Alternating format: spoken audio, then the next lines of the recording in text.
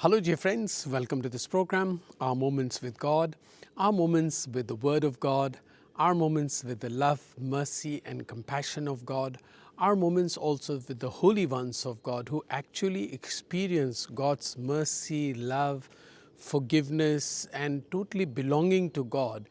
And they are living an example of how we in our spiritual life or in our spiritual journey can almost reach that level of experiencing God's love and mercy as they did.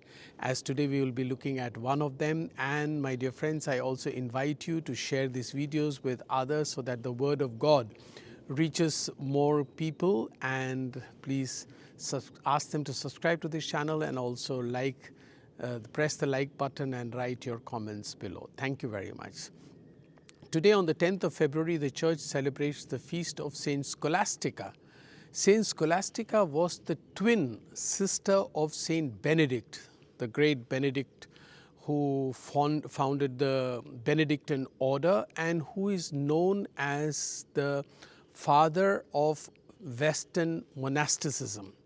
So if he is known as the father of the Western Monasticism, Sister Scholastica or Saint Scholastica, his twin sister, can be known as the mother of Western monasticism, particularly for the women congregation, for contemplation and all that. It's quite interesting that both of them as twins grew up in a wealthy family but very religious family, and Saint Benedict is well known that he founded the monastery at Monte Cassino. They both were Italians, of course, and Monte Cassino is in Italy, beautiful place. I have been there a few times.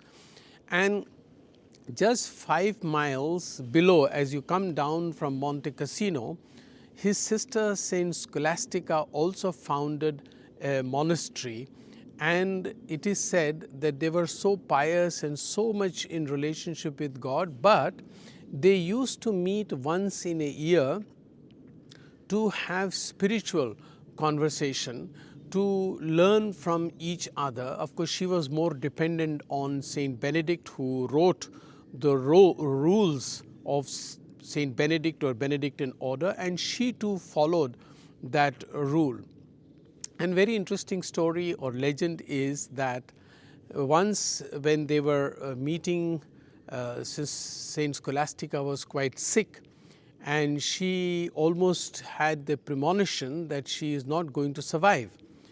And after their conversation the whole day, Saint Benedict wanted to go back 5 miles to his monastery because that was the rule that he had written.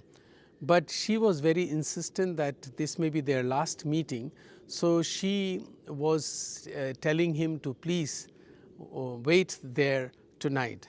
I'm sure their monasteries that they founded were not so beautiful as these are, rather modern monastery here, or cloister as they call it here. But they were, it was the time of the 5th century. She was born in 480 and died in 547. Coming back to that interesting story, I was distracted with this monastery, that when she was telling him to stay back, he was saying, no, I must go back to my monastery. She prayed for a very strong storm and rain, downpour, that he could not walk back to his monastery in the evening. And her prayers were heard. So suddenly from nowhere, a strong storm came up with heavy downpour, said that he could not go back. So that is a miracle that is attributed to her already before her death.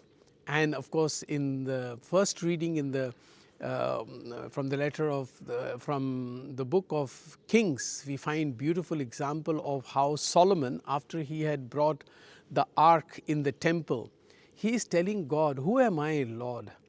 You are the one who lives beyond the heavens and beyond the earth and beyond the universe.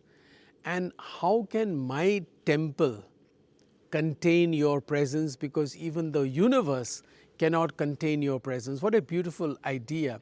And yet he made the temple because it is more for his own satisfaction to believe that the Lord can live in temples. Yes, we do need to make temples so that our own need for God and our own need for His presence can be fulfilled. And my dear friends, if you like, you may please subscribe to this channel. Thank you.